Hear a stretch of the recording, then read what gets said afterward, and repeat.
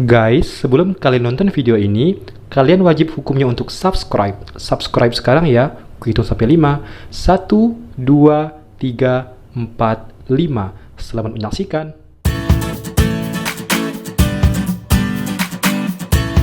Pada episode kedua ini, terlihat Pak Arya ingin berhubungan intim, namun Inggit menunjukkan ekspresi ketakutan saat Pak Arya meminta ingin dilayani. Kemudian Inggit dengan refleksnya memukul Pak Arya memakai guling. Dan ternyata Inggit cuma mimpi guys. Pada kenyataannya Pak Arya masih tertidur pulas. Dan Inggit menyadari bahwa ia telah mimpi. Namun Inggit turun dari ranjang dan memilih untuk tidur di bawah. Keesokan harinya, Inggit dan Pak Arya berpamitan kepada orang tua Inggit karena mereka akan pulang ke Jakarta. Kedua orang tua Inggit sangat bersedih sekali karena harus terpisah lagi dengan Inggit. Namun perpisahan kali ini cukup menenangkan kedua orang tua Inggit karena sudah ada suaminya yaitu Pak Arya yang siap menjaga Inggit. Dan kedua orang tua Inggit pun berpesan kepada Pak Arya agar menjaga Inggit. Setelah itu mereka pun berpelukan dan Inggit bersama Pak Arya langsung berangkat.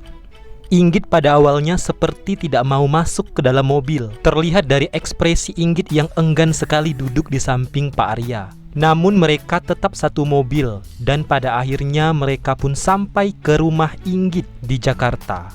Awalnya Inggit mengira bahwa Pak Arya hanya mengantar Inggit saja. Namun ternyata Pak Arya juga ikut nginap di rumah Inggit.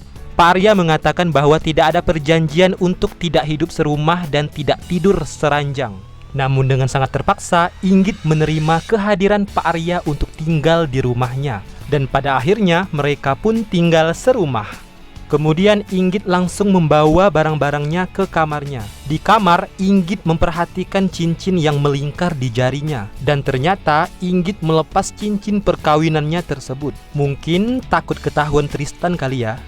Di waktu dan tempat yang berbeda, Inggit kembali bekerja di tempat kerjanya yaitu sebuah kafe. Di sana ada Tristan yang ingin meminta maaf kepada Inggit karena Tristan merasa mengecewakan Inggit pada saat itu. Dan Tristan pun memberikan kejutan kepada Inggit dengan menutup mata Inggit. Ternyata ada sekuntum bunga mawar yang dibawa oleh teman-teman Tristan. Dan kemudian Tristan melepas tangannya yang menutup matanya Inggit. Dan ternyata kejutan tersebut merupakan bentuk dari rasa maafnya kepada Inggit. Inggit belum menjawab permintaan maaf dari Tristan. Tiba-tiba ada temannya yang mengaget-ngageti Tristan dan Inggit. Kemudian Tristan mengantar Inggit pulang ke rumah Inggit. Sementara Pak Arya mengintip dari balik jendela. Lalu Inggit berkata bahwa ia langsung masuk saja dan hari ini dia merasa capek sekali. Dan Tristan pun menjawab, apakah kamu tidak kangen dengan rasa nasi goreng buatan aku? Inggit mengatakan lain kali aja. Dan Inggit pun langsung masuk ke rumahnya. Di kamar Pak Arya pura-pura sudah tertidur dan Inggit langsung menuju ke lemari untuk mengambil bed covernya karena Inggit ingin tidur di sofa. Keesokan harinya Inggit pun terbangun dari tidurnya dan langsung menatap nasi goreng yang ada di meja makannya. Dan di nasi goreng tersebut ada surat yang bertuliskan, "Saya masak dan kamu yang cuci piring, jangan sampai terlambat ke kampus." Ternyata yang membuat nasi goreng itu adalah Pak Arya. Dan Inggit pun langsung nyobain nasi goreng buatan Pak Arya tersebut. Sesampainya di kampus, perkuliahan pun dimulai. Namun sebelum perkuliahan dimulai, Pak Arya menghimbau bahwa jika ada siswa-siswi yang tidak mempunyai buku pada mata kuliahnya, silakan tinggalkan ruangan tersebut dan jangan mengikuti mata kuliahnya. Dan ternyata Inggit tidak mempunyai buku tersebut guys. Dan pada akhirnya Inggit pun keluar dari mata kuliah Pak Arya. Di tempat dan di waktu yang berbeda, malam pun tiba. Pak Arya terlihat menunggu kedatangan Inggit yang belum kunjung datang. Pak Arya khawatir kepada Inggit karena sudah malam namun Inggit belum juga datang. Beberapa menit kemudian Inggit pun akhirnya datang. Dan Pak Arya pun langsung bertanya kepada Inggit, "Dari mana kamu?" Dan Inggit pun menjawab, "Emangnya kenapa? Kamu gak perlu tahulah aku habis dari mana. Yang jelas aku habis beli buku yang kamu minta tadi." Dan Pak Arya pun memandang ke arah jam dan mengingatkan Inggit, "Ini sudah jam berapa? Gak baik pulang malam-malam." Dan Inggit seolah-olah tidak mau diatur oleh Pak Arya. Dan Inggit mengatakan bahwa di Jogja boleh menikah, di sini kita hidup masing-masing. Lalu Inggit pun meninggalkan Pak Arya dan menuju ke arah kamar mandi. Di kamar mandi, Inggit berteriak karena ketakutan kecoa dan Pak Arya pun bergegas untuk mendatangi Inggit. Lalu Pak Arya dengan paniknya bertanya, "Ada apa?" Lalu Inggit menjawab, "Ada kecoa di kamar mandi." Lalu Inggit pun keluar dari kamar mandi dan Pak Arya berusaha mengusir si kecoa tersebut. Rupanya Pak Arya jijik juga guys terhadap kecoa. Terlihat dari ia mengusir kecoa dengan melemparkan sandalnya. Dan ekspresi rasa jijik Pak Arya tidak bisa dibohongi. Kemudian di lain tempat dan waktu, Tristan masih saja membujuk Inggit untuk meminta maaf. Tristan memberikan setangkai bunga mawar kepada Inggit sebagai tanda permintaan maafnya. Dan Inggit pun kemudian menerima bunga mawar tersebut. Pada awalnya, Inggit ingin membicarakan sesuatu kepada Tristan.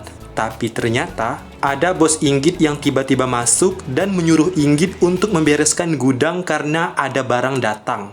Lalu, niat Inggit pun tertunda. Kemudian di cerita selanjutnya, terlihat Inggit sedang mempersiapkan makan malam. Dan Pak Arya pun berkata bahwa Inggit sangat romantis, namun sayang, tidak pandai masak. Lagi-lagi Inggit tersinggung dengan perkataan Pak Arya.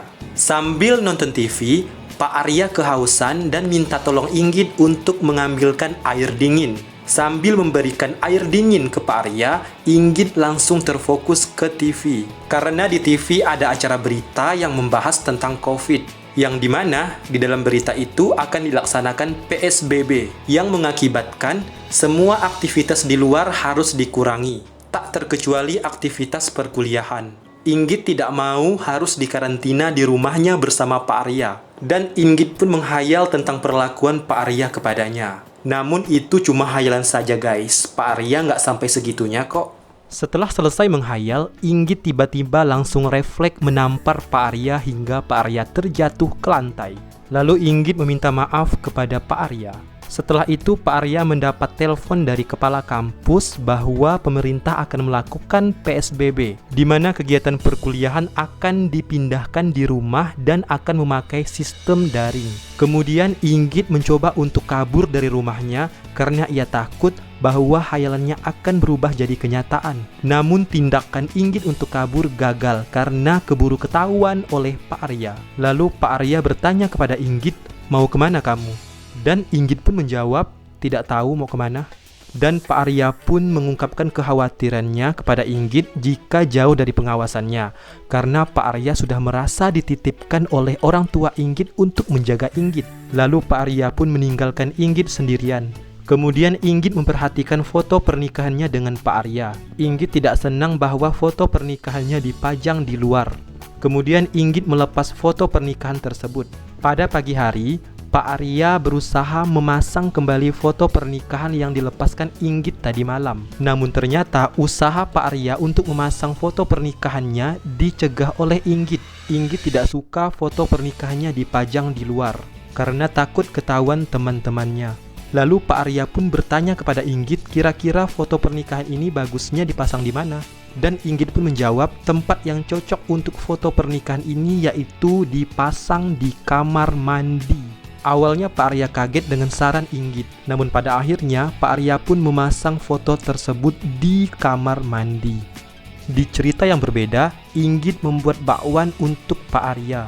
Inggit berharap semoga Pak Arya suka dengan bakwan bikinannya. Lalu Pak Arya pun datang dan memuji Inggit dan berkata, "Oh, ternyata kamu bisa buat bakwan juga ya?" Dan Inggit dengan pedenya menjawab, "Ya cuma bakwan aja sih, kecil."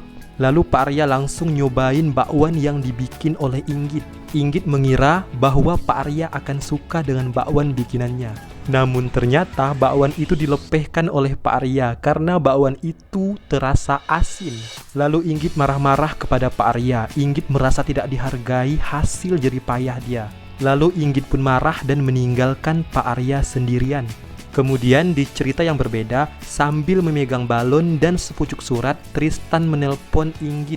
Ia sekarang berada tepat di depan rumah Inggit.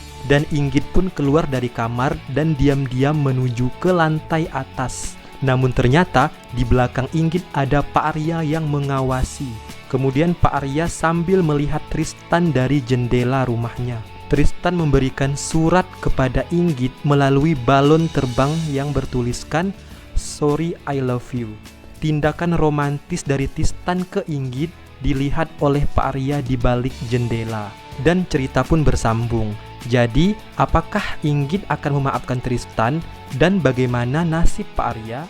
Kita tunggu aja jawabannya di episode selanjutnya. Jangan lupa ya guys, saksikan terus My Lecture My Husband di aplikasi WeTV.